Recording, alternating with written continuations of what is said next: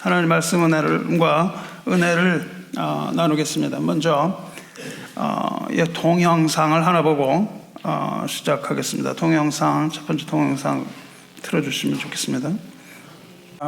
이것은 영화의 한 장면인데 혹시 영화 보신 분이 있으면 한번 손 들어보세요. 이 영화는 나중에 설명하기로 하고 오늘 야곱 이야기를 좀 해보려고 합니다. 야곱 이야기는 베델에서 시작해서 베델로 끝난다고 해도 과언이 아닙니다. 베델은 베스엘, 이것은 하나님의 집이라는 뜻으로 야곱이 지은 이름입니다. 여기 베스 이스라엘 하면 이스라엘의 집이라는 뜻이죠. 병원, 베스 이스라엘 그 앞에 있잖아요. 베스엘이라는 것은 전능하신 하나님의 집, 그런 뜻입니다. 야곱은 아브라함의 손자요 이삭의 아들이죠. 야곱의 이름은 발뒤꿈치를 잡는 사람이라는 뜻입니다. 어머니 뱃속에서부터 형 에서와 경쟁 관계에 있었고 자기가 먼저 나가기 위해서 치열하게 에서와 싸우면서 태어났습니다. 야곱이라는 이름은 거짓말장이라는 뜻이고 사기꾼이라는 뜻이고 협잡꾼, 이 정도로 생각하시면 됩니다. 야곱은 고집이 세고 자존심이 세고 자존심이 세서 지기를 싫어하고 필요하면 수단 방법 가리지 않고 살았던 우리입니다. 야곱이 바로 우리임을 잊지 말아야 합니다. 그런데 그렇게 살려고 무진 애를 썼던 야곱에게 다가온 것은 어떤 것을 성취하기보다는 고뇌와 근심과 실패와 눈물이었습니다. 우리는 모두 이 치열한 세상, 이 시대를 살아가는 이 시대의 야곱이라고 할 수 있습니다. 야곱은 장자가 되고 싶었습니다. 아버지의 축복을 받고 싶었기 때문입니다. 야곱은 아름다운 여인과 결혼하고 싶었습니다. 그것이 행복이라고 생각했기 때문입니다. 야곱은 또 큰 부자가 되고 싶었습니다. 돈이면 뭐든지 된다고 믿었기 때문입니다. 하지만 그의 생애는 원하는 것처럼 되지 않았습니다. 그는 아버지를 속이고 장자권 얻어냈지만 그 사실을 알고 죽이려는 형 에서를 피해서 도망쳐야만 했습니다. 그는 아름다운 아내를 얻었지만 여러 여인들의 질투에 끝없이 시달려야만 했습니다. 삼촌을 속이고 수많은 재물을 얻었지만 삼촌에게 속임당하고 얻었던 재물 다 잃고 맙니다. 그는 세상에서 성공하고 싶었지만 그가 살아온 생은 나그네의 삶이었습니다. 창세기 28장부터 시작해서 야곱의 나그네 인생이 본격적으로 펼쳐집니다. 28장에서 야곱은 아버지와 형을 속이고 난 후에 급속히 찾아오는 두려움을 피해서 도망가다가 베델에 가서 거기 계신 하나님 만나죠. 이 두려움은 야곱으로 하여금 아버지 집을 떠나게 합니다. 그리고 거친 세상 속으로 던져지게 됩니다. 그는 육신의 안식처를 잃어버렸을 뿐만 아니라 영혼의 안식처도 얻지 못한 채 광야의 외진 곳 돌무더기 위에서 잠들어야 하는 고독한 신세가 됐죠. 하지만 그는 천사들이 오르내리는 그 하늘까지 닿은 사닥다리를 꿈속에서 보게 되고 그 위에 계신 하나님을 만나게 됩니다. 그 위에 계신 하나님께서 야곱에게 이렇게 말씀하십니다. 창세기 28장 13절로부터 말씀에 나는 여호와니 너의 조부 아브라함의 하나님이요 이삭의 하나님이라. 내가 누워있는 땅을 내가 너와 내 자손에게 주리니 네 자손이 땅에 티끌같이 되어 내가 서쪽과 동쪽과 북쪽과 남쪽으로 퍼져나갈지며 땅의 모든 족속이 너와 내 자손으로 말미암아 복을 받으리라. 내가 너와 함께 있어 내가 어디로 가든지 너를 지키며 너를 이끌어 이 땅으로 돌아오게 할지라. 내가 내게 허락한 것을 다 이루기까지 너를 떠나지 아니하리라. 이렇게 말씀하셨는데 이것을 우리는 베델 언약이라고 부릅니다. 이제 험악한 세상으로 아들을 내보내는 아버지의 심정으로 이 말씀을 하시는 거예요. 내가 어디에 가든지 내가 너와 함께 할 것이며 너를 지키며 너를 이끌어서 반드시 여기로 돌아오게 할 것이다. 이 말씀하신 것, 이 말씀은 야곱에게 뿐만 아니라 이 시대를 살아가는 야곱인 우리들에게도 동일하게 하시는 말씀입니다. 우리가 비록 험악하고 위험하고 슬픈 세상을 살아가면서 별별 일 다 당하고 살지만 우리는 절대 망하지 않는 하나님의 자녀라는 것을 잊지 말아야 합니다. 왜냐하면 하나님께서 우리와 함께 하시며 우리를 눈동자와 같이 보호하시며 우리를 인도하시는 분, 그분이 바로 전능하신 하나님이시기 때문입니다. 그렇기 때문에 하나님의 주권을 인정하는 신앙을 가진 자에게 있어서는 절망이라는 단어는 존재하지 않습니다. 우리를 의지하면 절망할 수밖에 없지만 전능하신 하나님을 의지하는 자에게 있어서 절망이라는 단어 자체가 존재하지 않습니다. 하나님께서 베델, 하나님의 집으로 돌아오게 하실 것이며 우리가 아버지의 집에 갈 때까지 하나님께서 우리를 보호하셔서 그 자녀를 보호하시고 인도하셔서 길을 잃어버리지 않게 하실 것이기 때문입니다. 하나님께서 이렇게 베델 언약을 말씀하시니까 그 말씀을 들은 야곱이 고백을 합니다. 28장 16절부터 이렇게 고백합니다. 여호와께서 과연 여기에 계시거늘 내가 알지 못하였도다. 이에 두려워 이르되 두렵도다 이곳이요 이것은 다름 아닌 하나님의 집이요 이는 하늘의 문이로다. 이렇게 고백하죠. 이렇게 고백하고 이 하나님의 언약에 이렇게 응답하면서 또한 이렇게 서원을 합니다.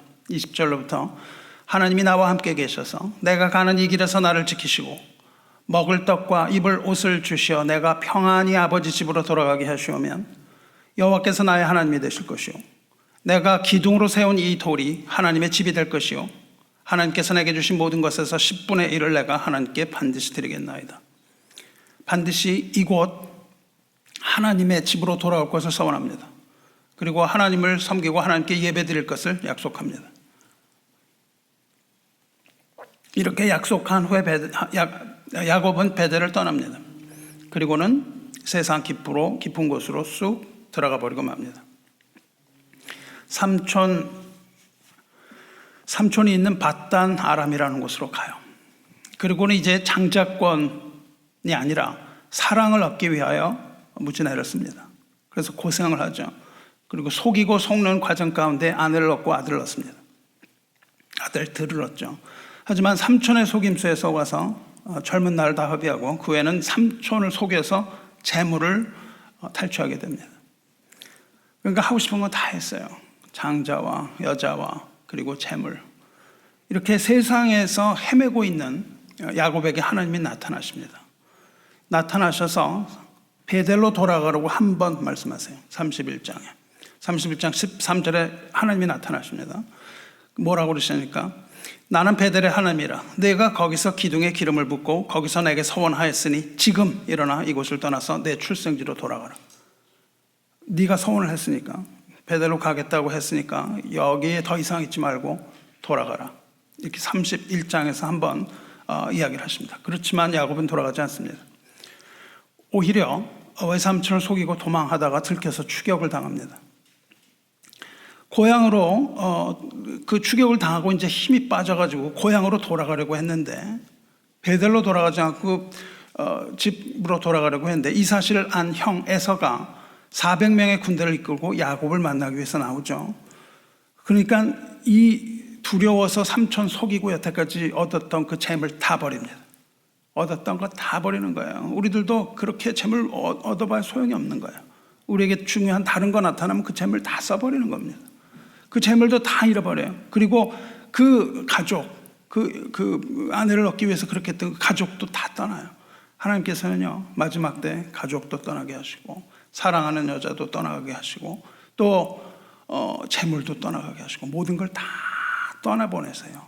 야곱의 창세기 읽으면 결론은 겁니다. 다 떠나가요. 이 세상에 가지고 있던 건 모든 것들이 다 떠나가고 오직 하나님만 남습니다. 그것이 야곱의 나그네 인생이에요. 이렇게 재물도 잃어버리고 가족도 잃어버린 채로 다시 혼자가 됩니다. 그래서 야복각 나루터 브니엘에서 밤을 지새우다가 또 다시 하나님을 만나죠. 거기서 씨름을 하게 되고 거기에서 이스라엘이라는 이름을 얻습니다. 그 후에 야곱은 형 에서를 만나서 화해합니다. 하지만 야곱은 여전히 하나님과 맺은 언약, 이 베델로 돌아가서 하나님 섬기겠다는 약속을 지키지 않습니다. 대신에 그는 숫꽃이라는 곳에 머뭅니다. 그것이 바로 33장의 내용이에요. 하여튼 되게 약속을 안 지키는 사람이에요. 숫꽃에서 집을 지어요. 그리고 가축을 기르기 위해서 가축 우리를 짓습니다. 그리고 숫꽃 사람 하몰이라는 숫꽃 사람의 가정에서 거기서 밭을 삽니다. 뭘 하자는 거예요? 베델로 돌아가는 것이 아니라 그곳에 정착하려고 하는 거예요. 숫꽃이라는 곳에. 이렇게 베델로 돌아가지 않고 숫꽃에 머물며 정착하려던 야곱은 또 한 번 다시 세상의 쓴맛을 보아야만 했습니다. 그것이 바로 오늘 읽은 창세기 35장 바로 앞 34장의 내용이에요. 28장부터 그냥 쭉 이야기가 굉장히 강조해서 나오고 있죠. 35장 바로 앞, 오늘 읽은 본문의 앞에 34장이 바로 그 쓴맛입니다. 숫곳에는 히위 족속이 살고 있었습니다. 히위 족속이 살고 있었는데 그 부족의 부족장 이름이 세켐이라는 사람입니다. 세켐은 야곱의 딸을 봐요. 야곱의 딸의 이름이 디나인데 야곱 딸을 보고 첫눈에 반합니다. 그래서 그를 겁탈합니다. 강간해 버리고 말아요. 그런데 그 세겜의 사랑이 참된 사랑이었어요. 그래서 자기 아버지, 그러니까 세겜은 뭐냐면 그 하몰의 아들이에요. 그리고 부족장입니다. 이 부족장이지만 결혼을 하기 위해서는 그 아버지 허락을 맡아야 돼요. 그래서 아버지한테 가서 디나하고 결혼하겠다고 얘기합니다. 이미 강간을 했는데 결혼하겠다고 얘기를 해요. 그러면 이제 그 청혼을 해야 되는 것이죠. 그래서 아버지 하몰이 청혼을 하기 위해서 야곱을 찾아옵니다. 찾아와서 우리 아들 잘못했다 이렇게 사과를 한 건 아닙니다. 그렇지만 이제 사돈을 맺자고 얘기해요. 야곱의 딸을 우리한테 주면 우리 딸들도 야곱에게 주겠다. 야곱이 아들이 12명이잖아요. 그러니까 주겠다. 그리고 많은 재물을 내가 혼수로 주겠다.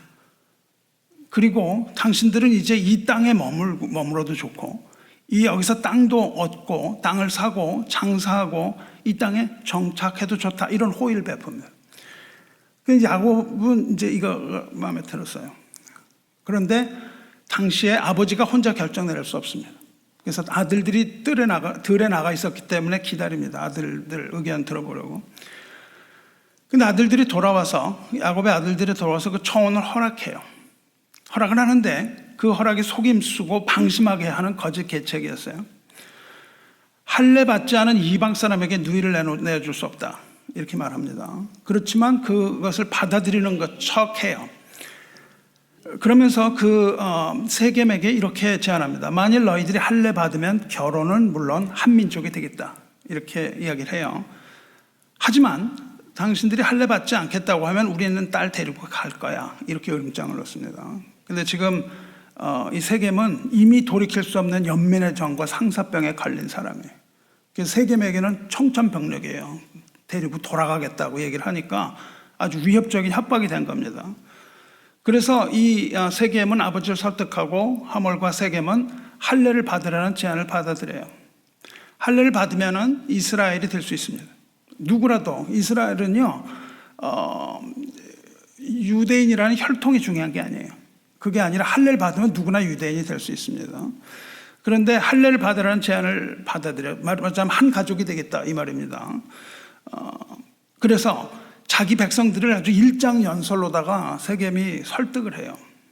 그래서 그 성 안에 있는 온 부족 남자들이 다 할례를 받게 됩니다. 아주 커다란 일이 일어난 거죠. 온 성 안에 있는 남자들이 다 할례를 받았다고요. 하지만 이 일은 엄청난 비극의 복수극을 초래하죠. 남자들이 할례를 받고 이제 아파서 못 움직이죠. 아파서 못 움직일 때 야곱의 두 아들 시므온과 레위가 칼을 가져가서 기습합니다. 움직이지 못하는 자들을 기습하고 성의 남자를 도륙해버립니다. 다 죽여버려요. 그리고 누이 디나를 집으로 데려옵니다. 그러니까 다른 형제들은 또 그 시체 있는 곳에 가요. 거기 가갖고 그냥 온 가축을 약탈하고 여자들을 탈취하고 물건을 노략질합니다. 아주 그냥 뭐 콩가루 집안이죠. 야곱의 집안은 우리 집과 비슷하죠. 여러분의 집과 아주 비슷한 그 콩가루 집안들 아니에요? 우리가 다 집안이. 이 야곱의 뿌리 깊은 거짓 간사함은 아주 대를 이어서 그 애들들에게 다 유전된 거죠. 그런데 야곱은 그 아들들을 칭찬하지 않습니다. 본인은 그랬지만 아들들을 칭찬하지 않고 탄식합니다. 그리고 그들을 책망해요. 자식들의 이 끔찍한 약탈과 살인 사건의 방조자가 된 거예요. 본인도 방조자가 되었습니다. 그리고 가나안 거민의 증오의 대상이 되었어요. 모두가 이제 그 이스라엘을 미워하기 시작합니다. 야곱은요, 가나안 언약을 듣고 가나안에 어엿한 자신의 집을 세우려고 했는데 그 계획도 이제 물거품이 되는 거예요. 피의 복수로 이 가문의 언약, 이 언약 가문의 위엄도 이방인 가운데 실추됐습니다. 그리고 인접한 부족들이 모두 들고 일어나서 또 다른 복수의 칼을 갈게 되어서 이제 가문의 졸림마저도 위태하게 됐습니다. 그렇지만 아들들은 야곱의 아버지의 책망을 듣고 회개하지 않습니다. 회개하지 않고 뭐라고 그러냐면요, 그 34장이 뭘로 끝나냐 하면 31절, 그가 우리 누이를 창녀같이 대우함이 옳으니까 그런다고요. 아버지 말 틀렸다는 겁니다. 오히려 아버지에게 반항을 해요. 이 일 때문에 후일 야곱이 죽을 때 아들을 하나하나 축복을 하는데 시므온과 레위는 축복을 받지 못하고 저주를 받습니다.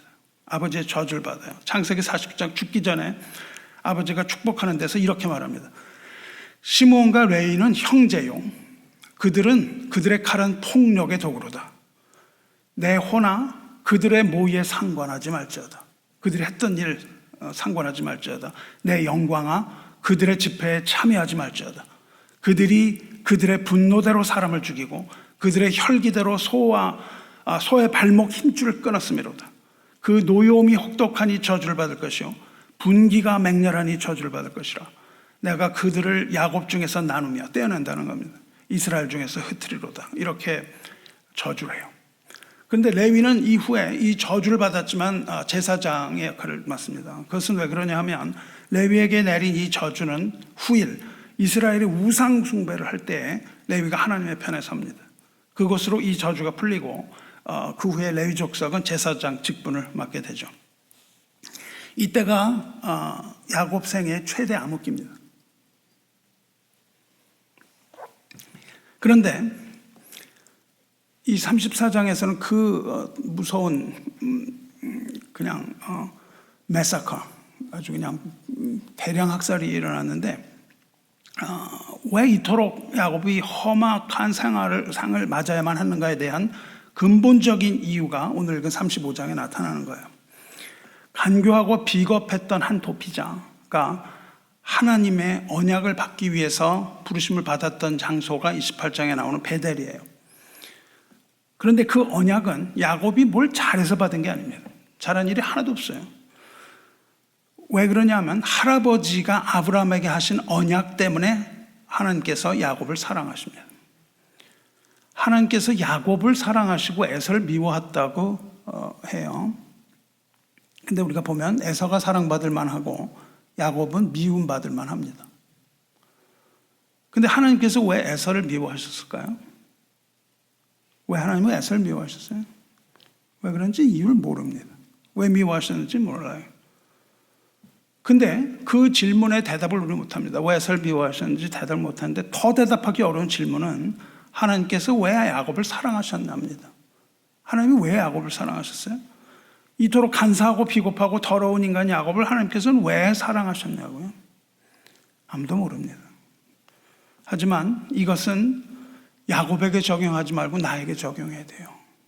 왜 나 같은 자, 야곱과 같은 나와 같은 자를 하나님께서 왜 사랑하십니까? 거기에 대한 대답을 여러분 할 수 있어요? 내가 하나님 앞에서 사랑받을 만한 어떤 걸 했습니까? 전혀 한 게 없거든요. 그러면 우린 그 질문 다시 돌이켜야 합니다. 하나님께서 왜 야곱을 사랑하셨는가? 모릅니다. 그 대답하지 못하는 사람은 내 자신을 왜 사랑하셨는지도 대답할 수 없습니다. 왜 나같이 더럽고 죄 많은 사람 하나님께서 사랑하실까요? 나는 알 수 없습니다. 나 같은 죄인 살리기 위해서 왜 하나님은 그 아들까지 십자가에 못 박으셔야만 했나요? 이것이 하나님의 사랑입니다. 우리가 이해하지 못하는 사랑이에요. 그리고 이것이 하나님의 주권입니다. 야곱은 그처럼 하나님 사랑받았는데 하나님의 부르심을 받습니다. 야곱이 하나님의 부르심을 받은 곳이 베델입니다. 베델의 부르심을 받은 후에 야곱은 20년 동안 도피 생활을 해요. 야곱은 세겜에 여기 있는 이곳에 와서 정착합니다. 베델로 돌아간 것이 아니라 또다시 세상의 달콤함에 빠진 거예요. 계속 거기에 빠집니다. 그리고 거기에 곳곳에서 정착하려고 합니다. 거기서 희대의 강간과 살인과 약탈의 현장 보게 되죠. 그것도 자기 자식들을 통해서. 너무 비참한 거죠. 이때 35장으로 넘어가 하나님이 야곱에게 다시 나타나십니다. 그 인생의 밑바닥에 있는 야곱에게 다시 나타나세요.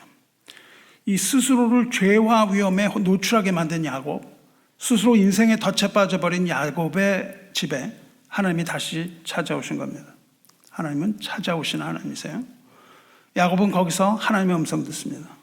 야곱에게 들린 하나님의 음성은 엘로힘이라고 되어 있어요. 엘로힘, 즉 창세기 1장 1절에 나오는 세상을 창조하신 하나님, 하늘을 펴시고 하늘의 기초를 놓으신 창조주 하나님의 음성이 거기에서 들립니다. 우리가 그 인생의 밑바닥에 있을 때 들려오는 하나님의 말씀은 창조주 전능하신 하나님의 음성이에요.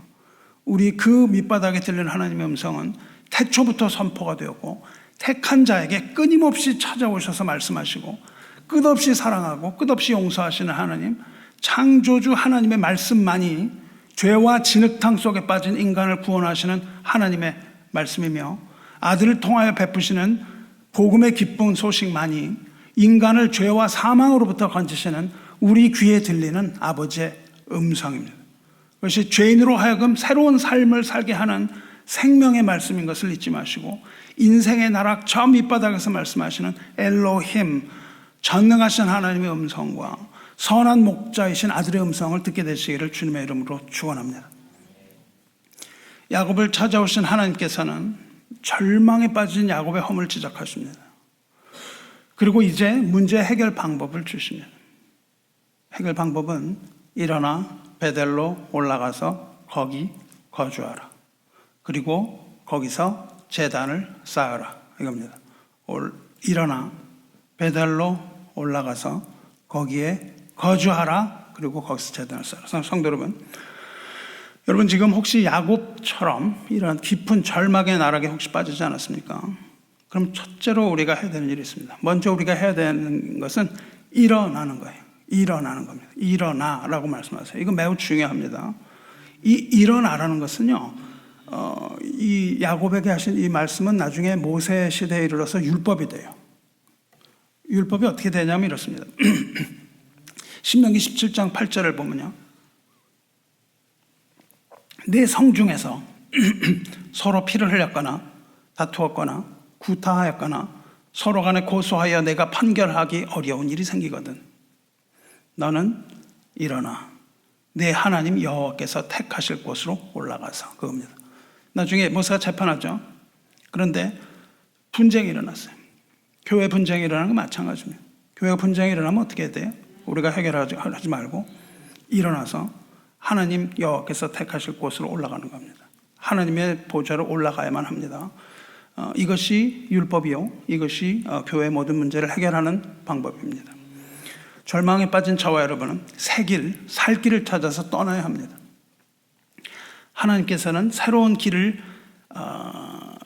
찾아서 떠나라고 촉구하세요. 그 길은 물리적인 길이 아니라 영적인 길이죠. 좌절하고 절망하는 것이 아니라 먼저 일어나라고 말씀하세요. 지쳐서 누워있거나 손을 늘어뜨리려 하지 말고 절망적인 현실의 자리를 박차고 일어나라고 그렇게 말씀을 하세요. 명령을 하십니다. 그리고는 일어나서 베델로 올라가라고 말씀하십니다. 베델은 에사에게 쫓겼던 그 절대절명의 순간에 가장 순수하게 하나님의 신앙을 고백했던 첫사랑의 현장이에요. 하나님께서는 이제 그 첫사랑을 회복해야 할 것을 강력하게 말씀하고 계시는 거예요. 하나님께서는 지금 처음 사랑을 외면하고 세상에 함몰된 야곱을 책망하고 계십니다. 누굴 책망해요? 저 여러분을 책망하신다고요. 우리가 그 처음 하나님 만났던 그 사랑 다 잃어버리고 지금 와서 싸우고 찌르고 죽이고 이런 것들 아무렇지도 않게 하는 우리들을 향하여 하나님께서 베델로 올라가라고 말씀하시는 겁니다. 이것은 주님께서 계시록 2장 말씀에 처음 사랑을 버린 에베소 교회를 책망하신 것과 같습니다. 계시록 2장 4절에 그러나 너를 책망할 것이 있나니 너의 처음 사랑을 버렸느니라. 그러므로 어디서 떨어졌는지를 생각하고 회개하여 처음 행위를 가지라. 만일 그러지 않으면, 회개하지 않으면 내가 내게 가서 내 촛대를 그 자리에서 옮기라. 촛대가 교회거든요. 교회를 옮기십니다. 하나님이 교회를 무너뜨리신다고요. 첫사랑을 잃어버린 교회는 하나님이 다 무너뜨려 버리시는 무서운 하나님입니다. 그래서 우리는 처음 사랑 회복해야 됩니다. 그리고 가장 순수한 마음으로 가장 진실되게 우리 신앙을 고백했던 그 순간으로 여러분이 회개해야만 하는 거예요. 하나님께서는 그 은혜의 처소인 베델로 지금 부르고 계시는 거예요. 부르셨을 뿐만 아니라 거기에 거주하라고 하세요. 거기 살아야 된다고요. 어디에 거주하려고 그랬어요? 숲곳에 거주하라고 했습니다. 그러나 하나님께서는 베델로 올라가서 베델에 거주하라고 말씀하세요. 우리를 베델로 부르시는, 은혜의 처소로 부르시는 하나님의 음성 들으시기를 주님의 이름으로 축원합니다. 우리는 숲곳, 즉 하나님을 떠난 세상에 안주하지 말고 하나님의 집, 하나님의 보좌가 있는 그곳에 거주해야 합니다. 인간의 구원은 오직 하나님에게만 있습니다. 하나님을 떠난 인간에게 더 이상 희망은 없습니다. 한 점도 없어요. 하나님을 떠난 인간에게 있어서 오직 하나님의 집을 사모하는 그 마음 외에는 없습니다. 탕자는 오직 아버지의 집으로 돌아가야만 합니다. 우리 모두가 다 탕자인 것을 아시고 우리 모두가 다 부끄러운 죄인이라는 것을 절실하게 깨달아야 합니다. 우리에게 있어서 자랑할 만한 것은 없고 우리에게서 옳은 것도 없고 우리가 하나님 앞에 입을 열 만한 것도 하나도 없습니다. 우리의 고든 목을 다 꺾고 오직 하나님 앞에 부끄러운 죄인으로서 서지 않으면 희망이 없습니다. 하나님께서는 베델에 거주하라. 그리고 거기에서 제단을 쌓으라고 하세요. 제단을 쌓는다는 것은 예배를 뜻합니다. 야곱이 처음 베델에서 하나님을 만났을 때 그렇게 서원하죠. 아버지의 집에 돌아가게 하시면 베델, 거기에서 내가 하나님을 섬길 것입니다. 거기에서 하나님을 집을 짓겠다. 그리고 모든 11조를 드리겠다 서원했습니다. 그리고 예배하겠다고 서원했어요. 하나님께서 요구하시는 것이 바로 제단입니다. 제단은 희생의 피를 통해서 죄악된 인간이 거룩하신 하나님을 만나는 곳이에요. 그것이 바로 제단입니다. 사랑하는 성도 여러분, 예배를 잃어버리면 개인이 멸망합니다. 예배를 잃은 가정은 망할 수밖에 없습니다. 여러분이 가정의 부모로서 예배를 잃어버리면 여러분 가정이 망하는 겁니다. 여러분이 사랑하는 자녀 다 망하는 거예요. 우리도 망하고 모두 다 망하게 하는 겁니다. 예배를 잃어버린 민족은 그 나라가 망합니다. 이스라엘은 하나님의 택한 민족에도 불구하고 자기 마음대로 살았어요.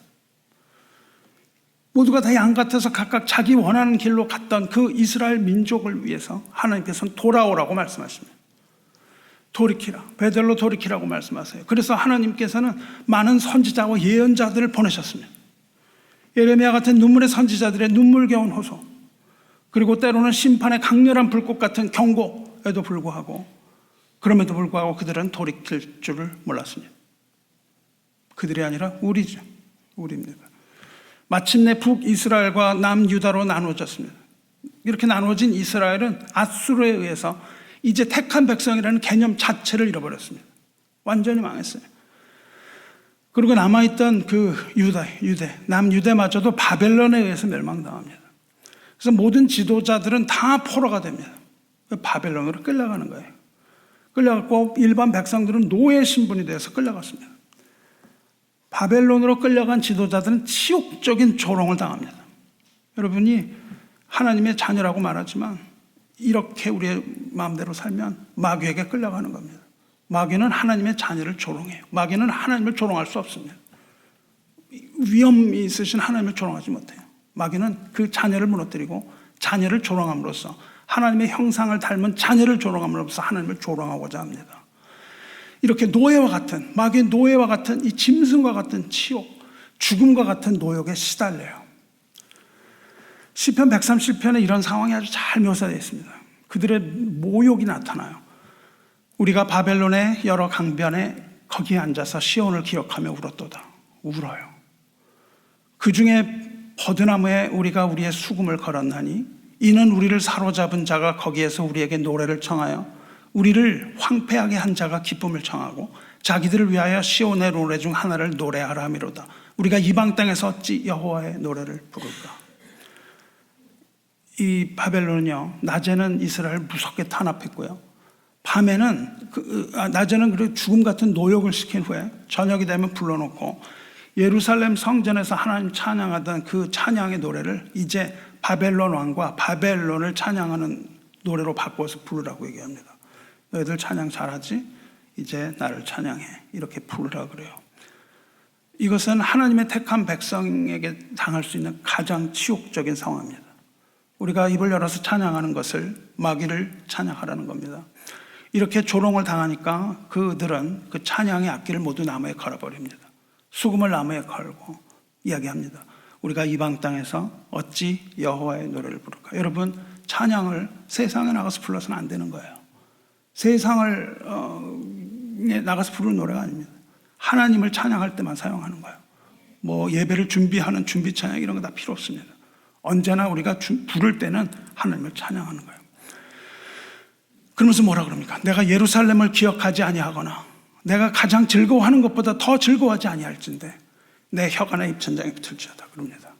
이제 노래를 하지 않겠다는 거예요. 내 혀는 천장에 붙어요. 그들은 차라리 입을 봉했습니다. 그리고 노래를 부르지 않았습니다. 수금을 나무에 걸었다는 말과 입천장이 혀가 입천장에 붙었다는 게 뭡니까? 그것은 찬양을 부르라고 하는 그들의 명령을 거부했다는 거예요. 이런 저항의 결과 얼마나 많은 노예들이 거기서 죽어나갔겠습니까? 이것이 바로 하나님을 떠난 자들의 비참한 상황이에요. 여러분은 노래도 부르지 못합니다. 여러분, 우리 북한의 형제들은 어떻게 찬양하는지 아세요? 이불을 덮어놓고 거기에서 금붕어가 껌뻑껌뻑 하듯이 입만 뻐끔뻐끔 하면서 찬양합니다. 찬양의 소리가 나가면 곧바로 체포되고 비참하게 죽게 되기 때문이에요. 그러나 그들은 거기에서도 입을 벌려서 찬양합니다. 여러분 어떻습니까? 하나님 찬양할 때 기쁜 마음으로 찬양합니까? 우리가 기쁜 마음으로 찬양하지 않는다면 입을 차라리 닫길 바랍니다. 기쁜 마음으로 하지 않는 찬양은 찬양이 아닙니다. 마음으로 드리는 것은 찬양이 아니에요. 노래가 아닙니다. 입이 천장에 붙을지어다. 우리가 하나님 찬양하지 않는 마음으로 예배에 참여하여 그저 노래를 반복하는 건 찬양이 아닙니다. 이런 상황 후에 이스라엘은 참여하기 시작합니다. 참여의 물결을 일으킨 건 누구냐면 제사장입니다. 예배를 맡았던 제사장이에요. 제사장들은 이스라엘에 멸망한 이유가 있는데 그것이 바로 하나님의 예배를 잃어버렸기 때문이라고 확신하는 거예요. 하나님께 대한 예배를 잃어버리고 망했습니다. 하나님의 백성이 하나님의 은혜를 잊어버리고 예배를 잊어버린 결과가 얼마나 처참하며 비극적인 상황인가 깨닫고 그들은 뼈저리게 회심합니다. 그리고 하나님께 돌아가기 위해서 회개를 선포합니다. 그리고 율법을 세웁니다. 그리고 안식일을 지키기 시작했어요. 하나님의 떠난 그 혼돈을 회개하고 다시금 창조의 질서로 회복하기 시작했습니다. 예배는 창조의 질서입니다. 창조가 바로 예배예요. 사랑하는 성도 여러분, 야곱에게 다시 나타나신 하나님께서 일어나 베델로 올라가 거기에 거주하면서 거기서 제단을 쌓으라고 하셨습니다. 인생 밑바닥에 내려간 야곱은 하나님의 이 말씀을 듣고 베델을 기억합니다. 거기까지 내려가야 기억이 되는 거예요. 그 말씀을 들은 야곱은 그 말씀에 즉각 반응합니다. 이제 2절 보시면 야곱이 이에 자기 집안 사람과 자기와 함께한 모든 자에게 이르되 너희 중에 있는 이방 신상들을 버리고 자신을 정결하게 하고 너희들의 의복을 밖으로 입으라. 하나님께 돌아가기 위해서 야곱은 먼저 자기를 위한 의상 버리죠. 우상을 버립니다. 예배 나오기 위해 먼저 우상을 버리셔야 돼요. 그리고 자신을 정결하게 합니다. 정결한 마음으로 들어오셔야 돼요. 예배는 정결한 마음으로 해야 됩니다. 이것은 모세 때 결례 의식입니다. 이것은 뭐냐면 헌신과 순종의 행위를 말해요. 정결해야 합니다. 정결하지 않은 마음으로 예배 드리는 것은 하나님을 모독하는 일입니다. 왜냐하면 그렇지 않으면 하나님께서 저 문을 열고 다 나가라고 그렇게 말씀을 하시거든요. 그리고 의복을 바꿔 입는다 하면 현재 삶을 던져버리고 새로운 삶으로 신분을 바꾸는 거예요. 의복은 신분이거든요. 신분을 바뀌는 것, 즉 새로운 삶으로서의 결단을 위한 회개를 뜻하는 겁니다. 이렇게 하라고 가족들에게 얘기한 후에 이 가정의 영적인 지도자가 얼마나 중요한지 여러분 아셔야 돼요. 한 가정에 영적인 지도자가 무너지면 가정이 다 무너지는 겁니다. 영적인 지도자가 예배를 만홀히 여기면 그 가정은 다 망하는 거예요. 자녀들도 망하고 모두 망합니다. 얼마나 중요하게 서야 되는 거예요.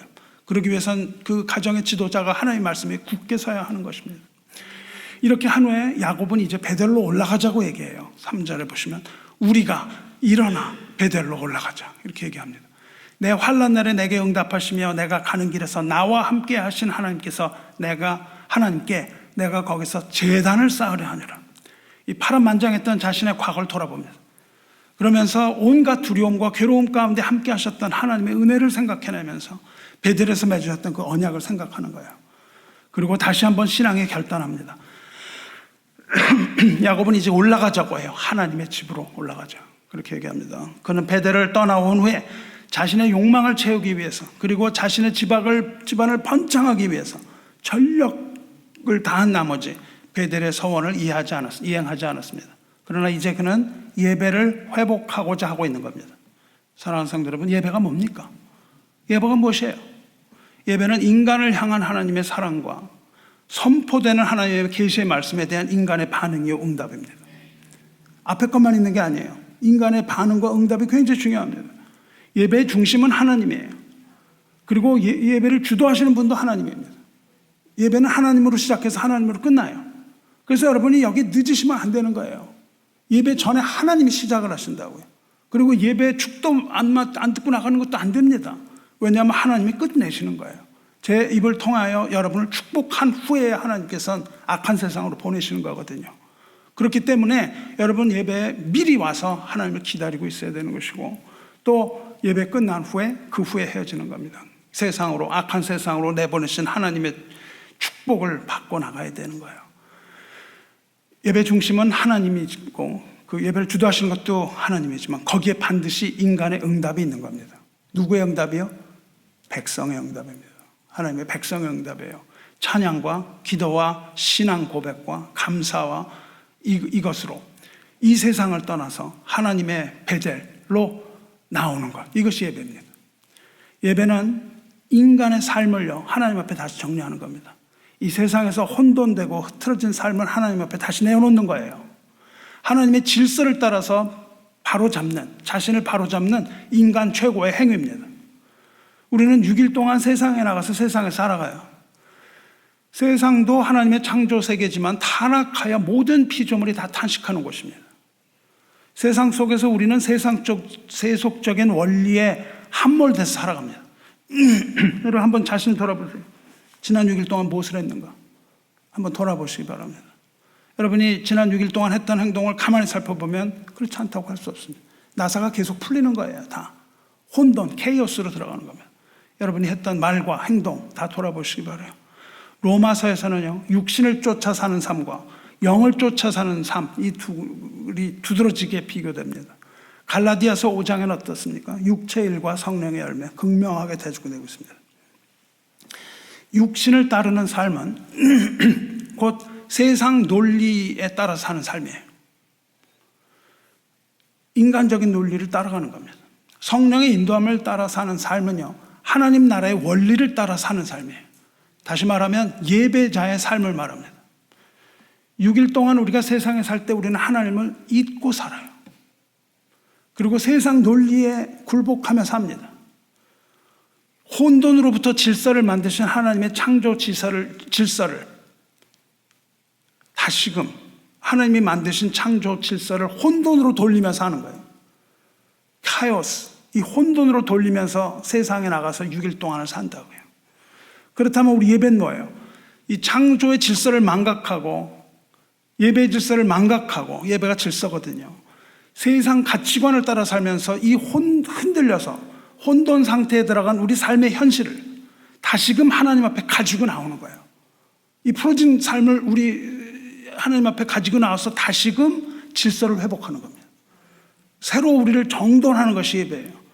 무질서 속에 빠진 야곱이었던 거거든요. 이 혼돈의 상황을 깨달은 겁니다.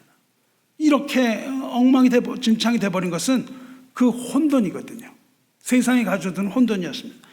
그것을 깨닫고 하나님의 집 베델로 올라가는 것, 그리고 거기서 제단을 쌓는 일, 이것이 예배의 본질입니다. 여러분이 세상을 살면 지치는 거예요. 아닐 것 같습니다. 뭔가 하려고 하는데 이루는 것이 아니라 지치는 게 훨씬 많은 겁니다. 한 주간 세상 살다가 지치고 힘들 때 살아계신 하나님의 집이며 진리의 기둥과 터인 이 교회의 공동체, 여러분의 베델에 나와서 영과 진리로 참된 예배 드리는 이 참된 예배자로 서서 참된 창조의 질서를 회복하는 일, 이것이 바로 예배예요. 여러분 이거를 잘 깨달으셔야 됩니다. 그냥 우리가 예배는 뭡니까? 이 주의를 지키고 그리스도께서 우리의 왕이시며 우리 하나님이시라는 것을 고백하고 자기의 죄를 또 고백하고 하나님의 말씀을 귀 기울여서 듣고 그 말씀에 비추어서 우리의 신앙을 돌아보고 고백하고 그 삶의 원칙 위에 새로운 각오로 세상에 나가서 이 진리와 그리스도의 복음을 증거하는 삶을 살겠다고 다짐하고 새로운 심령으로 새로운 힘을 얻는 것, 이것이 우리 예배의 본질이에요. 예배는 뭐 지치게 만드는 게 아닙니다. 힘을 얻는 것이 예배예요. 이걸 거꾸로 여러분이 생각을 하신다고요. 교회에서 하나님의 말씀을 들을 때 난 지쳐서 수요일 하루 자고 싶어. 그게 아니라 거기에서 여러분이 힘을 얻는 비결을 얻으셔야 하는 거예요. 이 지친 세상에 우리는 기도로서 이겨나가야 돼요. 힘이 들어서 기도할 수 없다. 그게 아니죠. 루터는 내가 세상에서 너무 바쁘니까 내가 기도하지 않고는 이것을 이길 수 없다고 말했거든요. 여러분, 내가 뭐 주일을 빠지지 않고 나왔다. 내가 교회에서 어떤 직분을 했다. 이 정도 차원의 것이 예배가 아니라는 거예요. 거기에 만족하면 안 됩니다. 여러분의 한 주간 동안 흐트러진 삶의 모습을 가지고 베델 하나님의 집으로 올라오는 게 예배예요. 질서를 잃어버린 삶이 하나님 앞에서 다시 정돈되고 혼돈 가운데 잃었던 길이 밝히 보이게 되고 두려워하고 주저하던 이런 마음들에 확신이 가득하게 되고 슬픔이 바뀌어서 기쁨이 되고 절망이 바뀌어서 희망이 되고 거짓은 진실로 변하고 옛사람이 새사람으로 변하고 죽음이 생명으로 바뀌는 이런 사건이 일어나야 이것이 진정한 의미의 예배예요. 이 여러분의 태도에도 많이 달려 있습니다. 응답하셔야 돼요. 이 예배에 여러분이 이걸 정말 사모하고 나오셔야 된다고요. 어젯밤부터 여러분은 그냥 막 익사이트 돼야 되는 거예요. 내가 또 어떤 힘을 얻을 것인가, 오늘 무슨 말씀을 하나님께 나에게서 주실 것인가, 이런 것들을 생각하며 예배에 임하시기 바라요. 야곱은 예배를 잃어버렸던 사람입니다. 처음 베델에서 돌기둥 세우고 기름 부으며 서원했지만 그 후에 제단을 쌓았다는 기록을 찾을 수가 없어요. 그가 완전히 깨어졌습니다. 완전히 깨어지기 전까지는 하나님을 믿었지만 예배하고 섬기는 일은 아주 게을리했던 사람입니다. 우리죠. 하나님을 믿게 믿는다고 그러지만 예배하고 섬기고 이런 것들을 아주 게을리하는 거죠. 야복 나루터에서 하나님을 만나서 씨름도 했지만 그 후 10년 동안 베델로 가지 않아요. 하지만 끔찍한 우리가 돌아본 강간과 잔혹한 학살 그리고 폭목이 난무했던 이 숫꽃 사건을 만나죠. 그리고 나서 베델로 올라갑니다. 마침내 하나님의 집으로 돌아온 이 야곱은 더 이상 야곱이 아니라 이스라엘이라는 걸 거기서 재확인해요. 그래서 그 후에 이렇게 말씀하셨어요. 바담 아람이라는 곳이 세상을 대표합니다.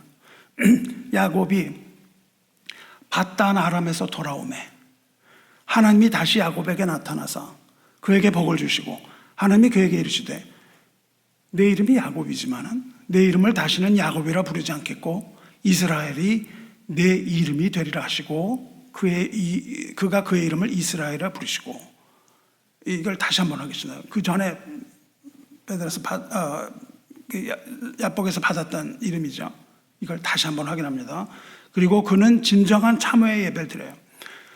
13절 15절이 이렇습니다. 하나님이 그와 말씀하시던 곳에서 그를 떠나 올라가시는지라. 이제 하나님이 얘기를 다 마치고 올라가세요.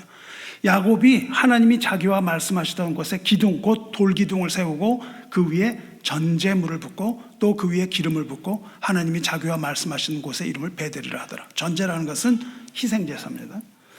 말씀을 마치신 하나님 하늘로 올라가시고 그는 거기서 다시 한번 참회의 회개를 회복하는 거예요. 그리고 그곳이 하나님의 집 베델이라는 것을 다시 한번 확인합니다. 저는 사랑하는 성도 여러분, 이제 일어나서 여러분의 베델로 올라가시기 바라요. 여러분의 생명을 위해서 예배 회복해야 됩니다. 반드시 베델로 올라가야 됩니다. 프랑스 정치 철학자인 앙드레 말로라는 사람이 있습니다. 이 사람 신앙인도 아니고 철학자예요. 정치 철학을 했습니다. 그 철학자가 우리가 살아가는 21세기에 대해서 이렇게 예언했습니다. 21세기는 영적 세기가 되든지 아니면 존재하지 않게 될 것이다. 21세기는 영적인 세기가 되지 않으면 존재하지 않을 것이다. 이 말은 영적 세기가 되든지 아니면 비영적 세기가 될 것이다. 이런 식의 양자 택일적인 말이 아니고요. 영적으로 그로 살지 못하면 21세기는 멸망할 것이다. 그 말을 정치 철학자가 합니다. 엄중한 경고의 말이에요. 우리가 아는 대로 이 세상은 계몽주의와 이성주의와 합리주의와 과학주의와 황금망주의, 이 모든 인간의 것들이 다 태어났습니다. 하지만 그럼에도 불구하고 잘 살 것 같았는데 전쟁이 그치지 않고 갈등이 있고 자연이 파괴되고 산업화로 인한 인간 공동체가 몰락해버려요. 공동체가 없어졌습니다. 그리고 수많은 육체의 일들로 세상은 신음하고 있습니다. 편리하게 살 것 같았는데 도대체 뭐가 잘못된 겁니까? 이것을 분석해 본 거죠. 정치철학가 했는데 그 결론은 인간의 자유를 위해서 절대적으로 필요한 가치가 있다는 거예요. 절대적인 필요한 가치가 바로 하나님입니다. 이 하나님을 버린 것이 그 원인이라는 결론에 도달합니다. 말로는 이것을 실존적으로 표현을 해요. 사랑하는 성도 여러분, 우리는요 개혁신앙의 후손들이에요. 개혁신앙의 중심에는요 하나님의 영광이 있습니다. 그리고 하나님의 통치가 있습니다. 하나님의 주권을 인정하는 것, 100% 인정하는 걸 개혁신앙이라고 불러요. 현대교회는 개혁신앙의 본질을 잊었습니다. 첫째로 개혁교회는요 성령 중심적인 교회입니다. 이것이 왜곡됐어요. 성령을 잊은 교회가 대다수입니다. 그렇고서는 장로교회는 뭐 성령을 몰라 이렇게 얘기하는데 거꾸로입니다. 성령이 아니고서는 하나님의 말씀을 이해할 수 없기 때문입니다. 그래서 반드시 말씀과 성령 중심적인 전통을 가지고 있어요. 둘째로 개혁교회가 잊은 것은요 손발을 더럽히는 신앙입니다. 가만히 앉아있는 게 아니에요. 왜냐하면 개혁신앙은요 이 세상으로 하나님께서 우리를 부르셨다고 믿기 때문입니다. 세상으로 부르셨어요. 성도 여러분, 손과 발을 부지런히 움직이고 여러분에게 주어진 삶을 성실하고 근면하게 살아야만 개혁신앙을 가졌다고 말할 수 있습니다. 그냥 앉아있는 게 아니에요. 게으르게 누워서 받기만 하려는 신앙, 이런 것은 영적인 게으름에 불과합니다. 그래서 개혁적인 신앙이 아니에요. 믿음이라고 할 수도 없어요. 여러분은 여러분의 일과 직장으로 부르심을 받은 백성인 걸 잊지 말아야 돼요. 그래서 교회를 섬기는 일에도 부르심 받았다는 걸 잊지 말아야 합니다. 이 두 가지가 같이 있는 거예요. 이렇게 우리는 손과 발을 더럽히는 삶, 실천적인 삶이에요. 그리고 죽은 행실이 아니라 살아있는 행동으로 우리 믿음을 증명하는 삶, 이것이 개혁신앙의 본질인데 이것이 다 왜곡돼 버리고 뭐 다른 어떤 부정적인 이야기들로 가득해서 그 본질 자체를 잃어버렸습니다. 성령 중심적이요 또한 살아있는 행동으로 행위가 살아있는 것이 개혁신앙입니다. 그런데 그것보다 더 중심적인 허리 부분은 뭐냐면요, 개혁신앙의 허리는요 마태복음 16장 24절입니다. 마태복음 16장 24절에 뭐라 그랬냐 말씀하셨냐면 누구든지 나를 따라오려거든 자기를 부인하고 자기 십자가를 지고 나를 따를 것이냐. 이것이 개혁신앙의 허리 부분입니다. 그리스도 예수의 제자가 되어 주님을 따르는 일, 그것을 위한 자기 부인 그리고 십자가, 이것이 우리 신앙의 본질이에요. 이렇듯 세상으로 부르심을 받은 성도의 삶은 다분히 실천적이라 합니다. 우리는 다분히 실천적이에요. 믿음으로 구원받았다 끝, 그게 아니에요. 그건 구원파가 하는 말입니다. 우리는 그 믿음으로 구원받은 하나님의 자녀, 하나님의 백성으로서의 삶, 이게 굉장히 중요한 거예요. 우리에게 중요해진 행위가 중요합니다. 아주 실천적인 헌신과 섬김의 삶이어야 하는 것이죠. 그러나 그럼에도 불구하고 이 개혁신앙의 선배들은요 이 세상에서 그렇게 성실하고 손발을 더럽히며 혼신을 다해서 살았지만 이 세상을 영원히 거주할 곳으로 여기지는 않았습니다. 그들은 세상에 안주하려고 하지 않고 나그네의 삶을 살고 해요. 그래서 가장 핵심적인 중에 하나가 나그네입니다. 나그네의 삶, 이것이 개혁신앙의 참된 핵심이에요. 그래서 그들은 세상에서 열심히 일하며 부르심 받은 바에 따라 살아갔지만 그들의 신앙이 도전받는 박해 현장에서 그들은 의연하게 순교하고 찬양 부르며 죽었습니다. 이것이 바로 신앙이에요. 이 세상에서도 느긋하게 게으르게 사는 것이 아니고 여기서도 하나님의 영광을 위하여 살아야 하고요. 그러나 그 신앙이 박해를 받을 때는 그것을 위하여 목숨을 버리고 나그네의 삶을 살았던 전통이 있습니다. 성도 여러분, 이 세상은요 여러분 집이 아니에요. 여기는 하나님의 집이 아닙니다. 세상은 잠시 머문 곳일 뿐이고 여러분의 본향은 하나님의 나라는 것을 잊지 말아야 합니다. 히브리서 11장 믿음장의 본문요, 야곱을 포함한 그 모든 믿음의 사람들은 자기 본향 찾는 자라 그랬습니다. 그것이 믿음이에요. 믿음이라는 건 본향을 찾는 겁니다. 근데 그들이 나왔던 본향, 이 땅의 본향이 아니라 더 나은 본향, 곧 하늘에 있는 아버지의 집 베델로 돌아가길 원했던 사람이 히브리서 11장에 나오는 믿음의 사람들이에요. 그 믿음으로 뭐 큰일 했다는 게 아닙니다. 그들이 큰일 한 건 별로 없어요. 그들은 무엇이냐면 아버지 집에 가고 싶었던 사람입니다. 죄 많은 이 세상이 여러분의 집이 아니에요. 여러분에게는 돌아갈 베델 아버지 집이 있습니다. 그리고 아버지 집에 거할 곳이 많다고 하셨어요. 우리를 위하여 피 흘리신 주님께서 우리 거처를 준비하기 위하여 지금 하나님 보좌 우편에 앉아서 우리를 기다리고 계시잖아요. 베델로 올라가서 여러분의 예배를 회복하시기 바랍니다. 여기서 우리 동영상 하나를 보겠습니다. 여기 두 번째 동영상을 좀 틀어주시면 좋겠습니다.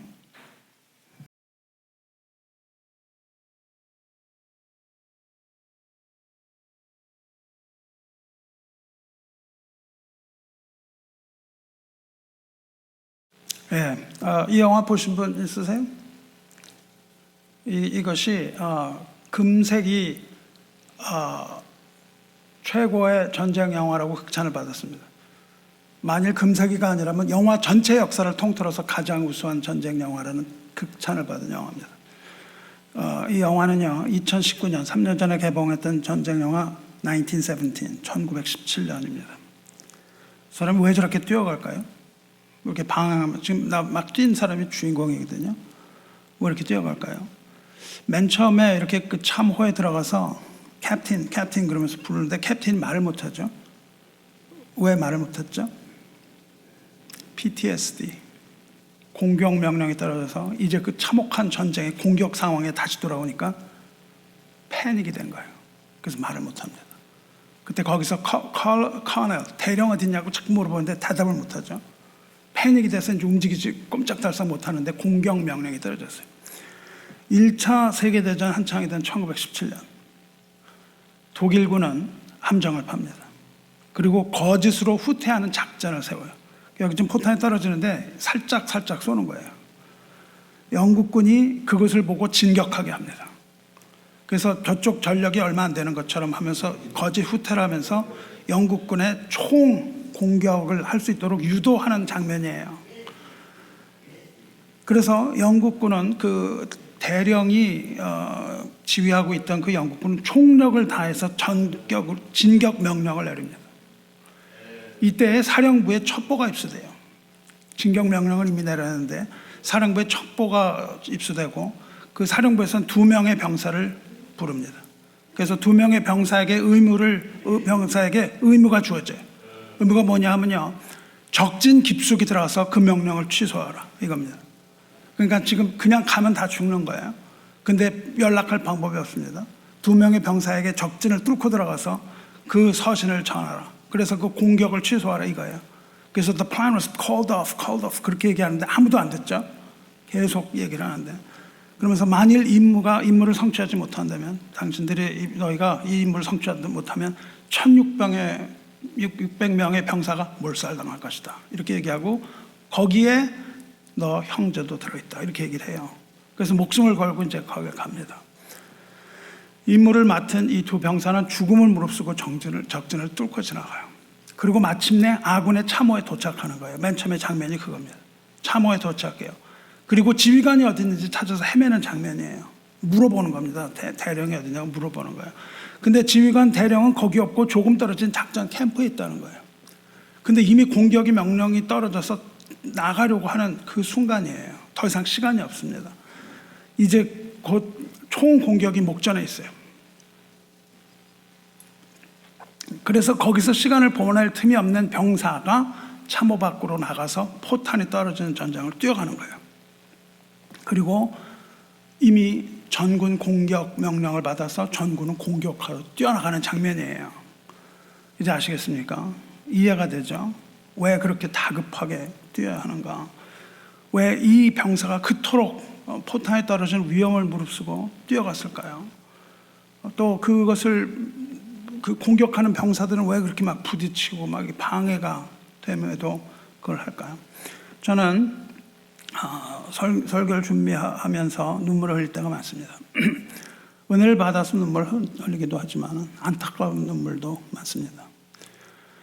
설교를 위해서 이 영상을 다시 보다가 울었습니다. 처음에는 웃었어요. 여러분 보면은요, 영화 찍는 장면을 생각하면 되게 웃기는 거예요. 그 사람은 그렇게 열심히 뛰는 것처럼 보이지만 사실은 카메라가 뒤로 쫙 움직이고요. 이 사람은 카메라 보고 계속 뛰는 거거든요. 그리고 거기서 나오는 앞에 사람들은요, 무기를 안 든 사람들도 있어요. 그건 뭐냐면 카메라 움직이는 사람들이에요. 이런 사람들 다 보면서 뒷모습을 보며 웃었습니다. 근데 영화를 촬영하는 그 장면 보고 웃었는데, 그렇지만 왜 저 병사가 저토록 뛰어야 하는가? 그리고 다른 병사들은 왜 그와 충돌하면서 진로를 방해하고 있는가? 왜 다른 병사들은 그의 음성에 귀를 기울이지 않고 죽음을 향하여 그토록 열심히 뛰어가고 있는 것인가? 생각이 거기에 머물렀고, 제가 목사로 부르심을 받았을 때 분명하게 환상으로 보았던 장면이 떠올라서 울었습니다. 이렇게 뛰어가는 장면 하나님 보여주셨거든요. 세상을 향하여, 애굽을 향하여 뛰어가는 사람들의 모습, 이걸 보여주셨습니다. 제가 처음 부르심 받고 신학교에 입학했던 해 이 교회를 섬기게 됐습니다. 근데 그 전에 섬기던 교회가 마귀의 한 방에 넘어가고 엉망진창이 되어버렸습니다. 아주 교회라고 할 수도 없는, 이 교회도 마찬가지입니다. 이 교회도 자랑할 만한 역사가 있는 교회는 아닙니다. 그래서 저는 아주 이상적인 교회를 만들고 싶었어요. 좋고 아름다운 교회를 만드는 것이 나의 소명이라고 생각을 했습니다. 그리고 그렇게 할 수 있다고 생각을 했습니다. 그런데 그때 하나님께서 저를 어떤 사건의 현장 속으로 깊이 밀어넣으셨어요. 그걸 얘기하면 시간이 너무 많아지고, 거기서 저는 죽음을 목격했습니다. 그리고 죽음 속에 있는 사람이 애타게 목사를 찾고 있다는 것을 알았습니다. 그 죽음의 현장에서요, 그들에게 목사가 중요한 것이었어요. 그리고 하나님께서는 목사의 참모습을 보여주셨습니다. 목사는 이 땅에 영원히 살 수 있는 좋은 교회를 만드는 자가 아니라는 겁니다. 목사는 한 발은 하나님의 나라에, 그리고 다른 한 발은 세상에 딛고 살아야 한다는 것을 그 사건을 통해서 극명하게 보여주셨습니다. 이 나라는, 이 교회는요, 여러분이 다니는 이 교회는 영원한 교회가 아닙니다. 언제든지 하나님께서 촛대를 옮기시는 교회예요. 그리고 이 교회는 영원히 하나님이 지키시는 교회가 아닐 수도 있습니다. 하나님의 교회는 하나님이 지키십니다. 마귀가 어떻게 하나님의 교회를 흔들겠습니까? 하지만 그 교회는 타락한 인간들의 집단은 아닙니다. 하나님께서 그걸 보여주셨어요. 그래서 하나님께서는 목사의 의무는 하나님의 나라를 선포하는 것이다, 그렇게 말씀하셨습니다. 하나님께서 자기의 백성을 하나님의 나라로 부르시는데, 하나님의 나라로 하나님 택한 백성을 부르시기 위해서 그 종들을 부르시는 것이라고 분명하게 보여주셨습니다. 그때 본 것이 이런 장면이에요. 사람들이 아무것도 모르고 아무 소리도 듣지 않고 뛰어나가 버리는 것, 죽음을 향하여 돌진하는 이 세상의 사람들을 보여주셨습니다. 그러므로 너는 내 백성을 나의 나라로 인도하라, 그것이 제가 받은 소명입니다. 분명하게 보여주셨어요. 세상에 흩어져 있는 내 백성을 나에게로 보내라, 이것이 바로 하나님께 제가 받은 소명입니다. 이것을 한시도 잊은 적이 없습니다. 그때 보여주신 하나님의 백성이 바로 이 영상에서 돌격하는 군인들의 모습입니다. 이것이 바로 우리의 자아의 모습이에요. 뭔가를 향하여 생각도 하지 않고 하나님의 음성을 듣지도 않고 돌격하는 이 군인들의 모습이에요. 돌격을 멈추라는 이 병사의 말을 귀를 기울이지 않습니다. 거기 가면 죽는다는 말을 듣지 않아요. 그걸 듣지 않고 그저 앞을 향하여 돌격하는 군인들 모습 보였습니다. 앞으로 돌진하면 오직 죽음이 기다리고 있고 대학살이 일어날 것인데 귀를 막은 채로 달려가는 이 군인들 모습입니다. 저는 사랑하는 성도 여러분, 우리는 마지막 때를 경고하는 하나님의 음성을 들어야 합니다. 하지만 그 음성을 듣지 못하고 열심히 삶의 치열한 현장에서 뛰어가는 여러분을 볼 때 마음이 찢어지는 겁니다. 눈물이 나는 거예요. 어쩌면 이렇게 하나님을 두려워하는 마음이 없을까? 어쩌면 목사를 향하여 그 정도의 말까지 할 수 있을까? 하나님을 두려워한다면 어떻게 우리가 그러한 행동들을 취할 것이며, 어떻게 우리가 하나님을 두려워하는 자로서 예배를 이렇게 흩뜨리고 하나님의 말씀을 듣지 않고 이 군인들처럼 그렇게 뛰어가면서 살 수가 있는가? 이 마음을, 이것을 볼 때 가슴이 찢어지는 겁니다. 왜 하나님의 음성에 귀를 기울이지 않을까? 왜 하나님의 음성을 듣고도 반응을 하지 않는 걸까? 왜 세상을 향한 돌격을 멈추고 베델로 올라가지 못할까? 이렇게 실험하는 날들이 실수없이 많습니다. 왜 하나님의 음성을 듣기에 정진하기는커녕 하나님 말씀을 듣고 행하려 하지 않고 지루하게 느끼며 설교의 내용보다는 비평하고 그냥 설교가 길다는 불평 만들어 놓고 듣기를 싫어하는 이 백성들 볼 때 가슴이 메어지는 겁니다. 안타까운 마음에 눈물을 흘렸습니다. 다윗도 그렇게 울었습니다. 다윗이 얼마나 많이 울었는지 아세요? 왜 울었나요? 그들이 주의 법을 지키지 아니하므로 내 눈물이 시냇물같이 흐르나이다. 그렇게 말한다고요. 백성이 하나님 말씀 듣지 않고 하나님의 말씀을 따르지 않는 것, 이것으로 다윗은 눈베갯잇을 적십니다. 눈물의 선지자 에레미야 선지자도 그렇게 울었습니다. 이렇게 말합니다. 어찌하면 내 머리는 물이 되고 내 눈은 눈물 근원이 되고 죽임을 당한 딸 내 백성을 위하여 주야로 울리로다. 이렇게 눈물을 흘려요. 눈물이 없이 어찌 부르심을 감당할 수 있겠습니까? 주 안에 사랑하는 성도 여러분, 눈물로 호소합니다. 이제 악을 버리고 예수 그리스도 안에서 회개하시고 돌아서시기 바랍니다. 그것을 향하여 뛰어가면 안 됩니다. 죽지 말고 사시기 바랍니다. 내가 이 교회를 섬기면서 지쳐서 도망치고 싶을 때가 많았는데 그때마다 주님께서 말씀하셨습니다. 거기에 내 백성이 있다 말씀하시는 거예요. 여러분 중에 하나님의 백성이 있습니다. 다는 아닙니다. 여러분 중에 한 사람일지도 모르지만 하나님의 백성이 있습니다. 이제 남겨진 그 백성을 하나님 나라에 보내는 일이 저의 소명인 것을 고백해요. 여러분 중에 하나님의 나라에 갈 사람을 하나님의 나라로 보내드리는 겁니다.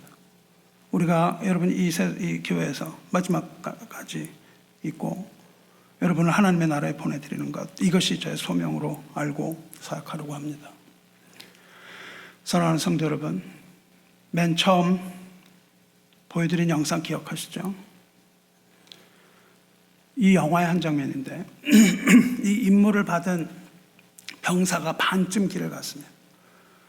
근데 거기에서 그냥 강을 건너는데 너무 고생하고 죽을 뻔합니다. 간신히 강에서 살아나와서 올라가니까 그 나무 숲이 있어요. 나무 숲에 지친 병사들이 이렇게 앉아 있습니다. 근데 이렇게 앉아 있는 병사들 가운데 한 병사가 서서 노래를 부르는 거예요. 전쟁에 지쳐서 이제 집에 가고 싶은 사람들입니다. 이제 집에 가고 싶은 사람들에게, 그 병사들에게, 사병들에게 들려주는 노래예요. 험한 강물을 헤치고 간신히 도착한 병사가 나무 아래 주저앉아서 그것을 듣죠. 그 곡의 이름이 I'm a poor wayfaring stranger라는 곡입니다. 이것은 찬송가입니다. 미국 찬송가예요. I am a poor wayfaring stranger. wayfarer라는 것은 여행한다는 뜻입니다. stranger는 나그네라는 뜻이에요. 나는 방황하는 연약한 나그네라는 뜻입니다. 이제 집으로 가겠다는 이야기예요.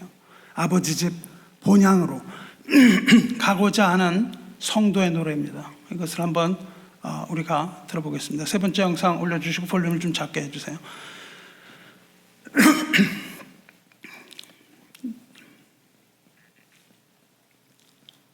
제가 해설을 해드리겠습니다.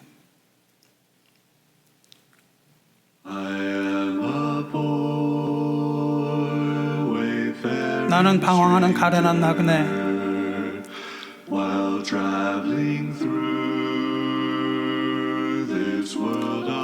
이 험한 세상 걸어가는 나그네라네.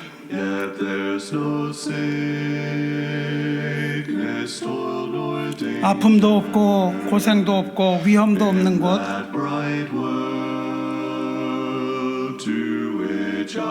그 밝은 땅으로 나는 가네.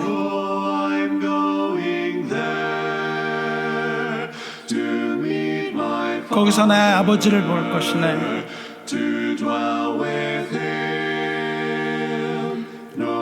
거기서 아버지와 함께 살며 더 이상 방황하지 않으리.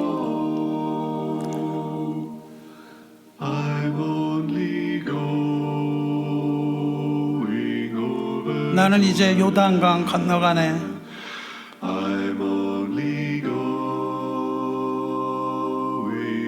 이제 집으로 돌아간다.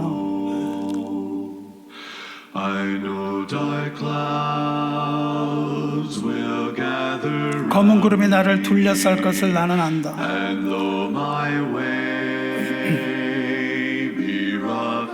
내 가는 길이 거칠고 가파르다 할지라도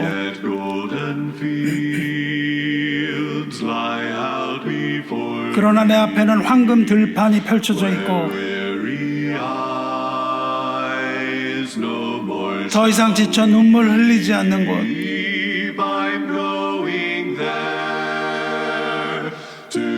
거기서 내 주님을 만나서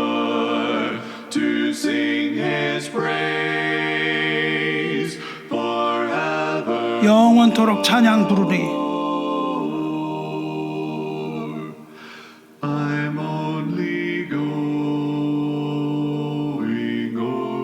이제 요단강을 건너려 하네.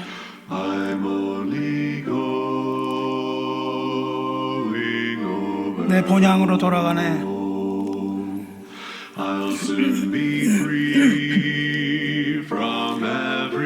이제 곧 모든 시험 다 마치고 자유 얻겠네.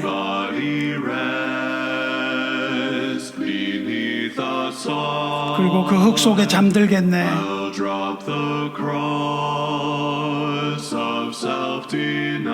이제 자기 부인의 이 십자가 내려놓고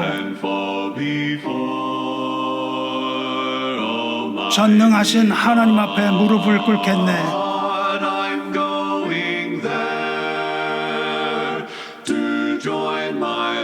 거기서 내 사랑하는 사람들 만나리.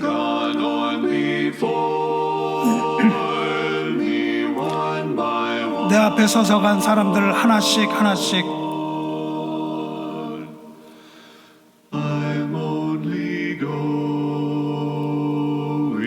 이제 나는 요단강을 건너네.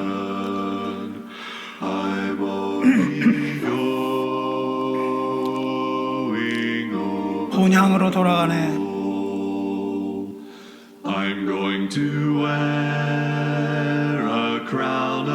나는 영광의 면류관을 쓰겠네. 그 밝은 곳 내 본향으로 돌아가면 나는 구원의 이야기를 노래할 거야.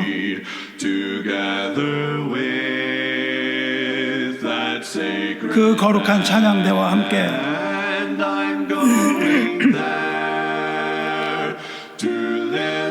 나는 거기서 영원히 살리라.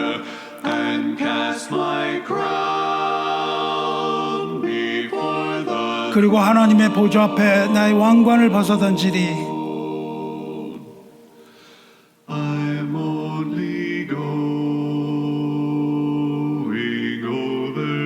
나는 이제 요단강을 건너가네.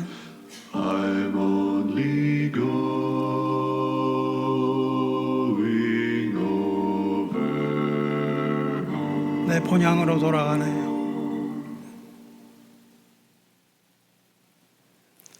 사랑하는 성도 여러분, 오늘 우리가 신약에서 읽은 베드로전서 1장은 위로의 서신입니다.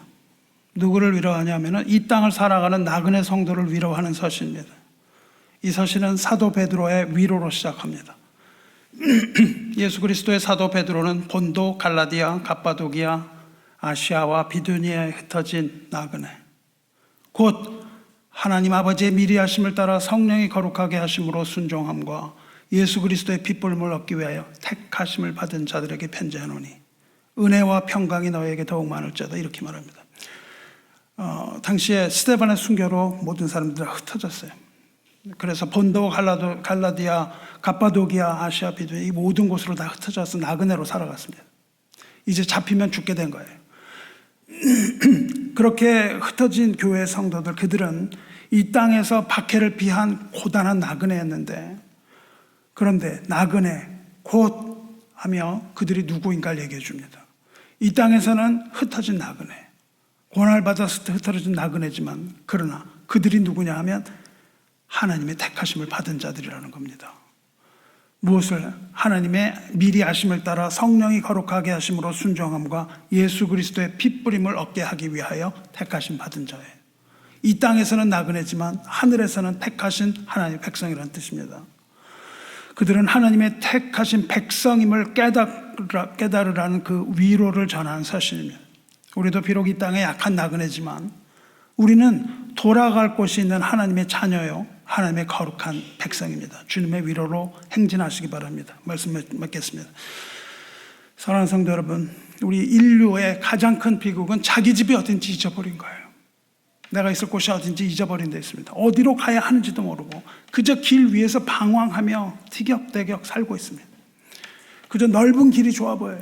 멋진 길, 멋져 보이는 화려한 길을 보고 그 길이 어디로 났는지도 모르고 돌격하는 그 병사들처럼 온 힘을 다해서 앞으로 달려가고 있습니다. 하나님 말씀이 들리질 않아요. 하지만 하나님께서는 우리에게 일어나 베델로 올라가라고 말씀하시는 거예요. 거기가 우리의 본향, 사랑하는 아버지의 집 베델입니다. 이제 일어나 아버지의 집으로 올라가기 바랍니다. 거기에서 우리 예배를 회복하고 아버지의 집에 영원히 거하기를 주님의 이름으로 축원합니다. 거기에는 더 이상 고통도 없고 아픈 것도 없고 슬픈 것도 없고 눈물도 없고 위험한 것도 없는 것입니다. 베델을 그리워하는 그 그리움 가운데 우리는 믿음으로 이 나그네 신앙으로 살면서 하나님 나라의 백성에 합당한 삶을 사시기를 우리 주 예수 그리스도의 이름으로 축원합니다. 기도하겠습니다. 사랑과 은혜의 하나님 아버지, 오늘 예배 통하여 은혜 베푸신 하나님께 감사와 존귀를 올리나이다.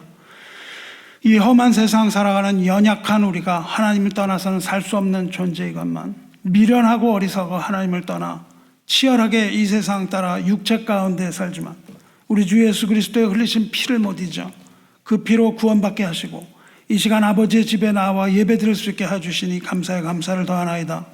우리 은혜 장로교회가 하나님 앞에 온전히 서지 못하고 흔들림 또한 오직 주님의 은혜임을 우리가 아오니 주님의 은혜와 은총으로 더하여 주사 감사와 찬양의 예배를 드리는 공동체로 회복시켜 주시고 눈물의 기도를 드리는 자를 생각하셔서 승리 얻게 하여 주시옵소서.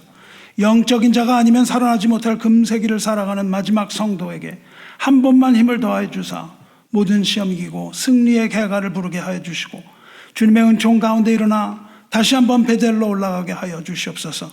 아버지 집에 거할 곳이 많은 줄 아오니 요단을 건너 우리 본향에 가게 하여 주시옵소서. 나그네와 같은 우리를 맞아주시며 성령을 따라 살게 하여 주심으로 하나님의 아들이 되고 주님과 함께 부활하여 영원한 생명을 얻고 영원히 주님을 사랑하며 찬양하게 하여 주시옵소서. 우리를 사랑하사 이 땅에 내려오시고 십자가에서 흘리신 피로 능히 우리를 인도하셔서 베델로 가는 길을 여신 우리 주 예수 그리스도의 거룩하신 이름으로 감사 기도 드리옵나이다. 아멘.